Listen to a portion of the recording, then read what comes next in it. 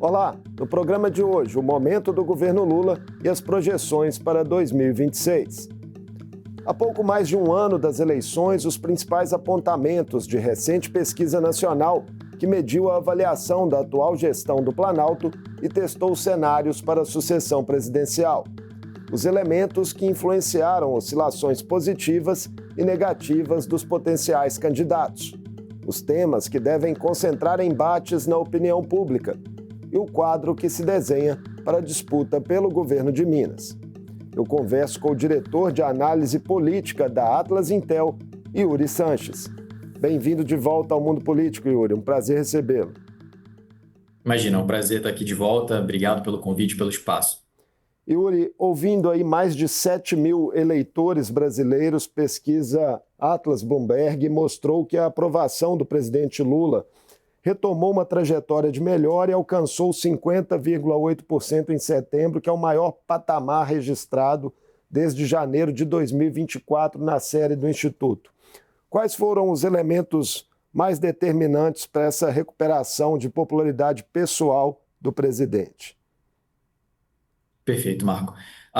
Entre os elementos que trouxeram essa recuperação, a gente já tem principalmente elementos econômicos, tá? Então, são elementos econômicos que não vieram do mês passado até esse mês, são avanços ou percepções de uma melhoria econômica na população que já vem nos últimos 3 meses, né? A gente também tem uma série que mede a percepção atual das famílias na gôndola, né, de inflação e as expectativas que elas têm também de inflação. Além disso, confiança do consumidor. Então, todas essas medições que nós temos feito têm apontado para uma melhora expressiva e constante desses indicadores. Então, a percepção hoje, né, do brasileiro, de uma forma geral, quando chega à gôndola, é que a inflação está melhor do que estava no início do ano, no final do ano passado. Há um clima de confiança para consumir e comprar bens duráveis que é maior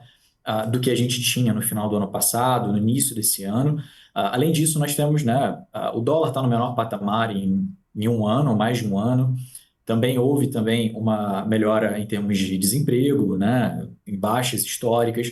Então, esses elementos ajudam a colocar um pano de fundo geral, né, que trazem essa melhoria na satisfação com o desempenho do governo Lula. Por isso, essa melhora na aprovação. Outro elemento que a gente pode também colocar houve um foco maior da comunicação em pautas prioritárias. A gente fala principalmente, né, da isenção de imposto de renda para quem ganha até 5 mil, a questão da escala 6 por 1, uma comunicação muito mais voltada para essa parcela da população com menor renda, com menor escolaridade ou também, né, que trabalha em casos de informalidade. Mas um outro elemento também que é bastante interessante da gente olhar é uma atuação comparativa entre o governo federal e o Congresso, tá, Marco? Por que eu digo isso? Porque existe uma percepção que, enquanto há esse sentimento de melhora econômica e essa comunicação um pouco mais bem calibrada por parte do governo, ao mesmo tempo, né, com propostas prioritárias de imposto de renda, como eu falei, de escala 6 por 1, né, ser revogada, a gente tem também, por outro lado, o Congresso com a aprovação de pautas que são amplamente impopulares. A gente está falando de aumento de número de deputados federais, a gente está falando em relação ao aumento de emendas parlamentares, agora mais recentemente a chamada PEC da blindagem, né, das prerrogativas.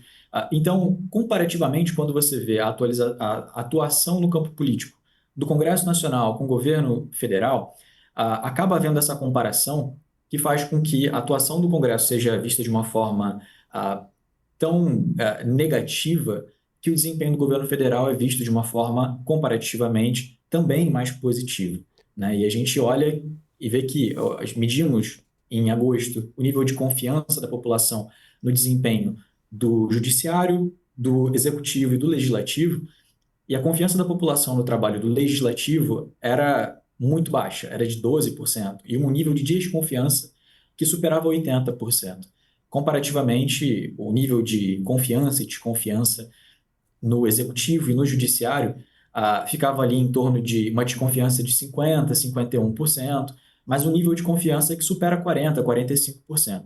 Então, são níveis bastante distintos. Então, esse clima acaba fazendo com que também haja uma conjuntura que dê uma aprovação mais positiva e, nesse momento, a maior na nossa série histórica para o presidente Lula. Agora, Yuri, apesar, né, dessa melhora de avaliação, a gente ainda percebe uma divisão bastante exacerbada na sociedade. 48% consideram o governo ruim ou péssimo e 46,2% ótimo ou bom.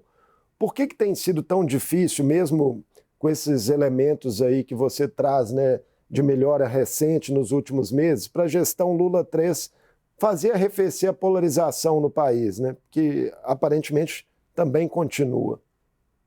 Exatamente. O que acontece?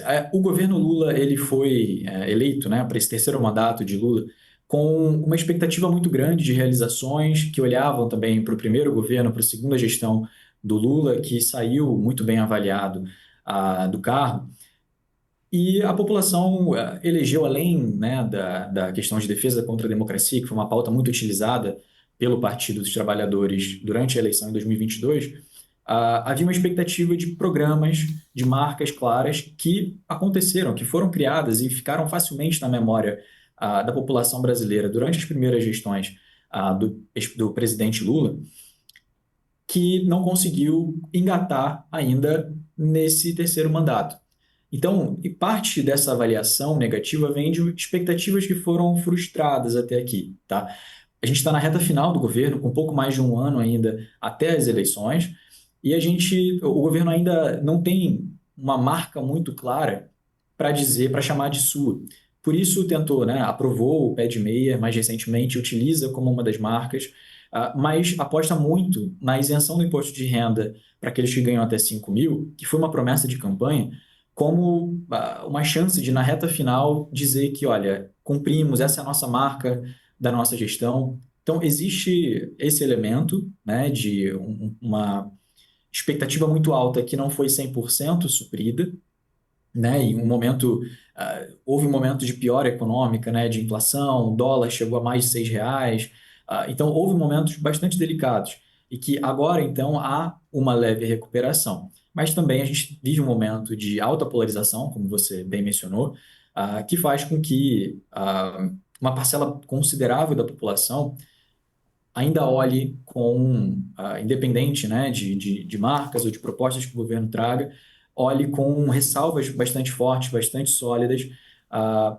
e que haja, né, uma oposição, então, uma análise mais crítica, que é também considerável, né, e que a gente vem acompanhando. Por isso, a desaprovação ainda continua em um patamar relativamente elevado, e uma avaliação negativa de governo também um pouco mais elevada, né? A gente lembra que a eleição de 2022 ela foi decidida por uma margem bastante pequena, né? Então, há ainda a necessidade de um diálogo, de uma pacificação maior entre os campos e com a população, né?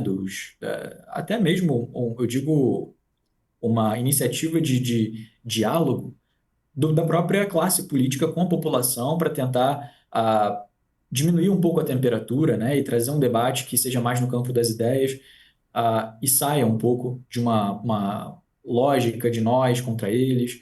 Isso também acaba fazendo com que haja posições um tanto mais extremadas, né?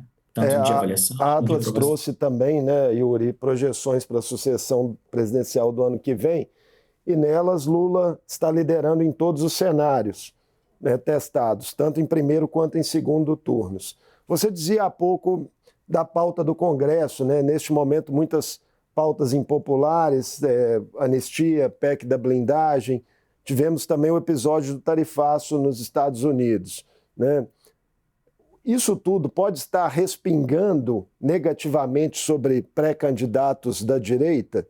É possível fazer essa leitura nesse momento, o protagonismo, né, de forças de direita nessas pautas, enfim, isso pode estar se refletindo no cenário? Sim, certamente. A iniciativa, né, que foi capitaneada por Eduardo Bolsonaro, Paulo Figueiredo nos Estados Unidos, acabou ah, sendo um tiro no pé, né, de boa parte das candidaturas, especialmente da candidatura de Tarcísio. Eu digo isso não dizendo que atrapalhou de uma forma irreversível a campanha de Tarcísio de Freitas para uma eventual candidatura à presidência da República. Não se trata disso. Mas foi um tipo de iniciativa que atraiu sanções do governo americano contra indivíduos e contra o país também, mas principalmente contra a classe produtiva brasileira, né? Foram tarifas que impactaram em cheio o estado de São Paulo, uma base eleitoral importante do bolsonarismo, onde Jair Bolsonaro foi vitorioso em 2022. E um estado onde Tarcísio de Freitas também é um governador que ainda assim é muito bem avaliado, tem uma aprovação muito alta.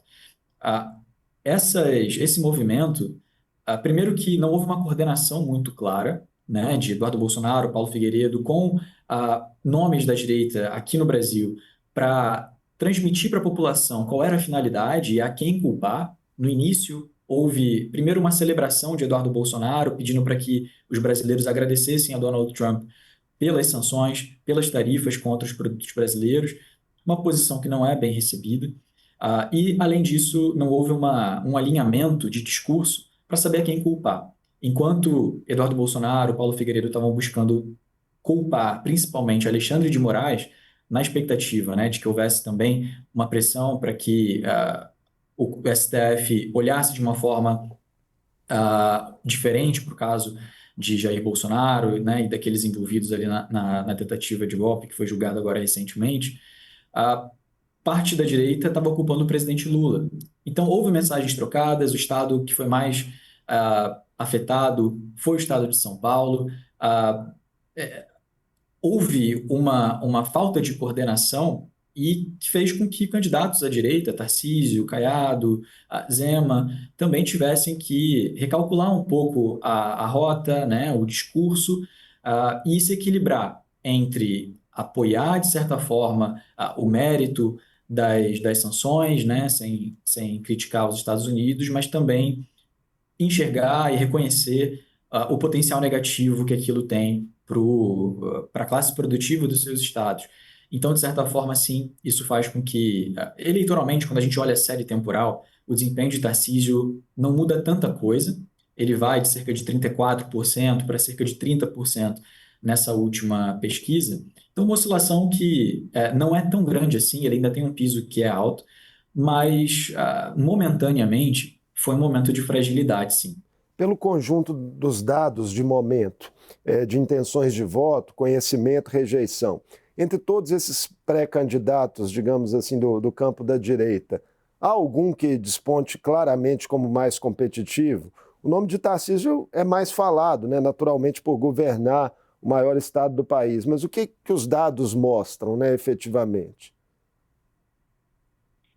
Hoje, a gente tem, em termos de favorabilidade, em termos de imagem de candidatos e de até mesmo rejeição, Tarcísio ele se coloca também, a partir dos dados, como aquele expoente, né, da oposição que está melhor colocado para disputar a presidência contra o atual presidente Lula no ano que vem, tá? Em termos de imagem, ele tem uma imagem que se nessa última pesquisa não está com saldo positivo, mas ele mantém a imagem dele com saldos levemente positivos, ou 50-50, 50% de imagem positiva, 50% de imagem negativa.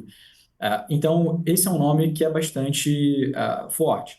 Por outro lado, a gente também tem Nicolas Ferreira, embora não possa ser candidato à presidência da República, ele é um outro nome da direita que consegue ter essa proeminência que alcança nacionalmente a, a base eleitoral da oposição, especialmente a base bolsonarista, né? Então, esse seria um outro nome que a gente poderia mencionar, mas que não teria uma possibilidade de candidatura à presidência da República, né? Agora, o Outros nomes, quanto como sobre Eduardo Tarcísio, Leite, Yuri, só um minutinho. claro. Sobre Tarcísio, é o quanto o fato dele liderar, né, os cenários para o governo de São Paulo pode impactar na tomada de decisão dele nos próximos meses, né? Porque são dois cenários a se considerarem. Sim, o desempenho dele para o Estado, para o governo de São Paulo, através das nossas pesquisas, né, que nós divulgamos recentemente, colocam ele com uma margem muito favorável para a reeleição. né? Isso, 47% em um primeiro turno, que não tenha Geraldo Alckmin nem Fernando Haddad, por exemplo, pelo campo da oposição em São Paulo, né? Representando o PT ou o PSB, o governo federal, e também 49%, 48% em um cenário em que tem Geraldo Alckmin também. Então, ah, ele está muito bem colocado para reeleição no estado de São Paulo. Acredito que o cálculo para uma eventual candidatura à presidência passe muito mais por uma negociação que abra a ele o apoio de Jair Bolsonaro para sua candidatura à presidência, né? Caso haja qualquer tipo de indício ou de decisão consolidada que ele não receberia o endosso de Jair Bolsonaro para uma eventual candidatura à presidência, aí o cálculo parte do princípio de que o mais garantido, o mais sólido, seria realmente uma reeleição para 2026 como governador de São Paulo, e então olhar uma possível eleição, uma possível candidatura em 2030 para a presidência. Então, acho que gira em torno de um apoio, de um endosso de Jair Bolsonaro. Caso não haja, acredito que a situação mais confortável e mais pragmaticamente sólida seria competir para a reeleição em São Paulo. Uma questão mais, digamos assim, de fundo. Com a distância de pouco mais de um ano para as eleições, né, até que ponto números de pesquisas precisam ser relativizados? A gente tem ainda um tempo bastante grande para até a eleição. E na política, um ano é muita coisa. Na política, uma semana é muita coisa. Então, muita coisa pode mudar. A gente pode olhar as pesquisas atualmente como parâmetros de desempenho atual, né, dos candidatos, seja do governo, seja da oposição, em qualquer nível que a gente veja. Ah, mas é interessante a gente olhar potenciais de transferência de voto, né? Então, quanto que potencialmente Jair Bolsonaro conseguiria transferir a um candidato que ele escolha?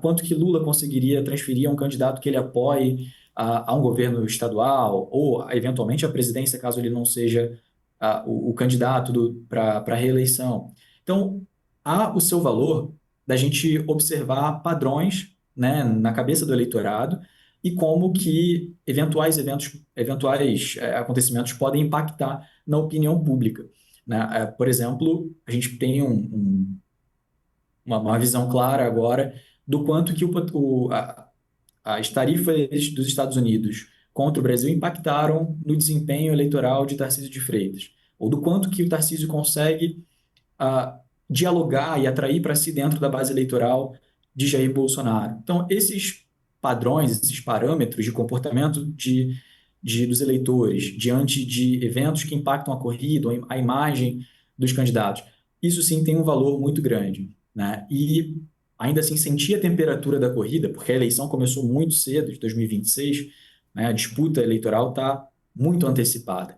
Então, é importante observar o impacto que esses movimentos acontecem para que quando a gente chegue mais próximo à data da eleição, a gente já consiga ler com maior robustez quais são as probabilidades de impacto de determinados eventos nas chances eleitorais do governo, da oposição, de quem quer que seja, com uma forma um pouco mais bem embasada em dados e não apenas em sentimentos, em ideias. Pois é, a Atlas e outros institutos, né, sempre medem também as preocupações nacionais. E aí, nessa última pesquisa, corrupção e criminalidade estão ali no topo, né, das preocupações dos brasileiros. As disputas de narrativas nesses dois temas tendem a se intensificar entre os grupos políticos que protagonizam, né, a nossa cena. Sim, especialmente o tema da criminalidade, uma pauta que é bastante explorada pela direita, né? Uma pauta que elege prefeitos, que elege governadores pelo Brasil inteiro. Então, essa é uma pauta que vai continuar em voga e, por isso, também é uma preocupação do governo, especialmente com a PEC da segurança pública, para tentar dizer que tem uma atuação do governo federal olhando para o problema da criminalidade no Brasil como um todo, por ser um problema importante nacionalmente. O tema da corrupção também é um tema que durante muito tempo foi bastante explorado pela direita contra o atual governo, contra o PT, né, por governos passados. Então, é um alerta o fato de corrupção, desde o escândalo do INSS em abril, alcançou o topo da preocupação dos brasileiros como o principal problema e se manteve até aqui. Então, tem essa questão do INSS, do escândalo, e que agora com a CPMI acontecendo no Congresso, a gente tem esse alerta para o governo do potencial de dano que essa pauta pode trazer para as pretensões eleitorais do governo e dos candidatos apoiados pelo governo a nível estadual no ano que vem. Mas também a pauta da corrupção também está. A preocupação do brasileiro com a corrupção também está envolvida.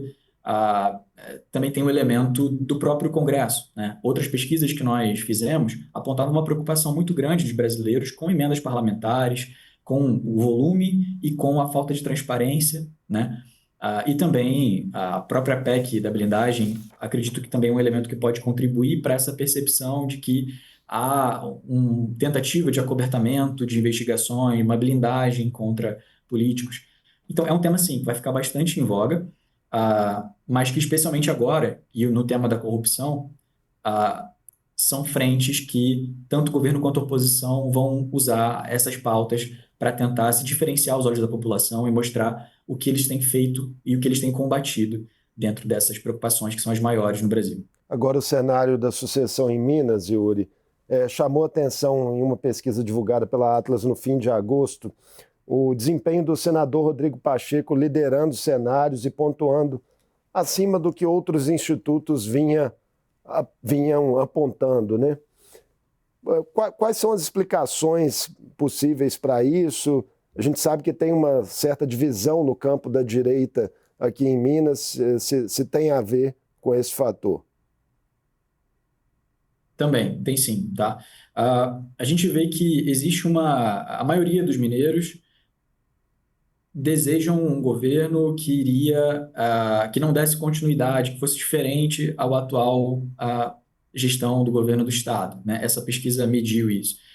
Só que esse rumo diferente, né, para o governo do estado pode ser tanto um rumo diferente daqueles que são eleitores de Jair Bolsonaro, por exemplo, quanto também eleitores mais à esquerda, eleitores que votaram em Lula na última eleição. Então, aí há essa convergência, né, que ambos os grupos desejam um rumo diferente para o Estado a partir disso, olhando essa aprovação, essa avaliação do atual governo do Estado.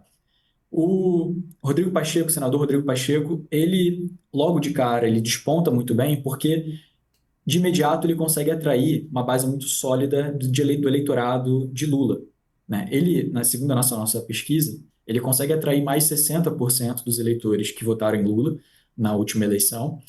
Isso coloca ele, do ponto de vista eleitoral, bastante competitivo para tentar vencer, seja um candidato apoiado pelo atual governador Zema ou um candidato vindo do bolsonarismo, né?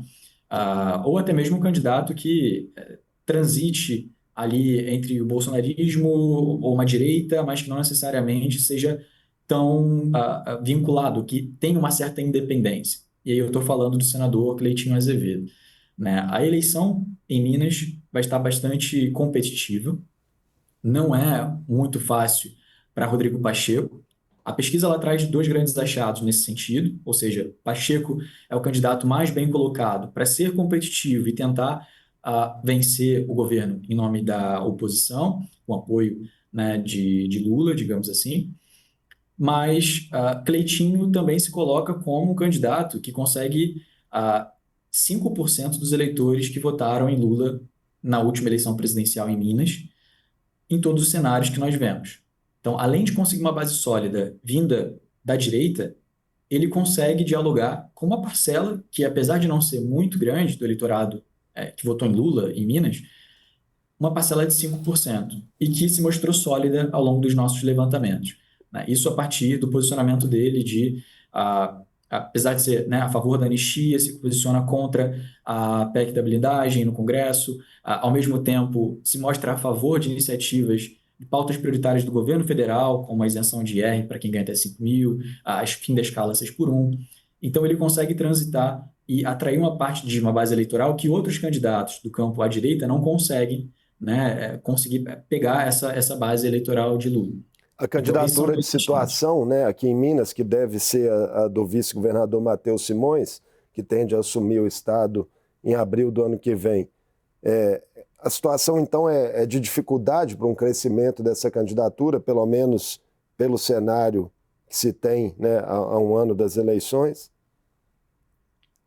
Sim, segundo as nossas pesquisas, há uma dificuldade grande, porque, como eu tinha mencionado, tem uma desaprovação que é majoritária, né, o desempenho da atual gestão, e isso faz com que e há também um desejo de um rumo diferente para o governo do Estado, né? Ah, Mesmo com, né, o endosso do atual governador, o Matheus Simões, nas nossas pesquisas, ele consegue atrair ali cerca de 15% do eleitorado que havia votado em Zema para governador em 2022.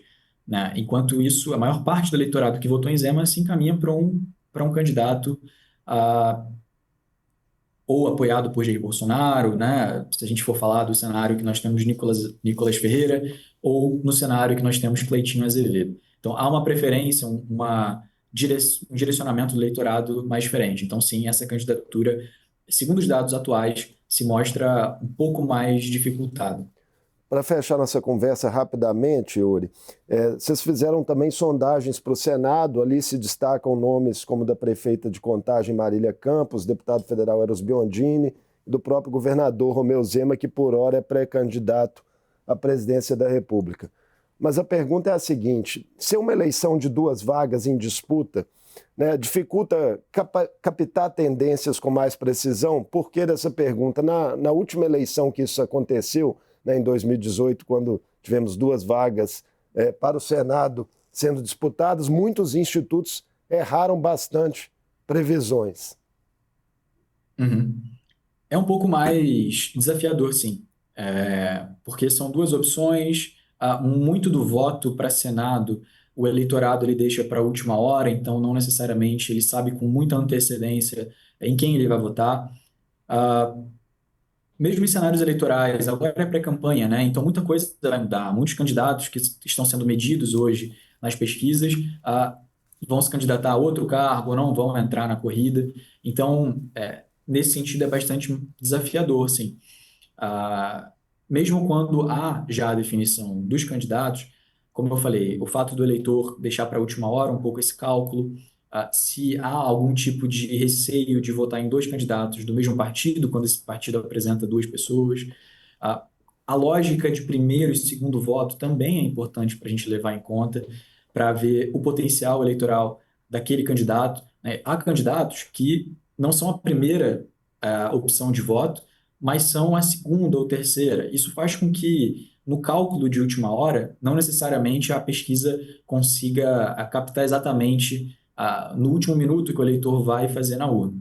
Então, sim, é um pouco mais desafiador, mas a gente busca, através, né, da nossa metodologia, tentar mitigar um pouco esse perfil, né, comportamental do eleitor e tentar entender um pouco nessa lógica. Tanto é que nas nossas medições nós perguntamos qual é o primeiro voto, qual é o segundo voto, e aí a gente consegue olhar no ordenamento das preferências como é que está a cabeça do eleitor nesse momento.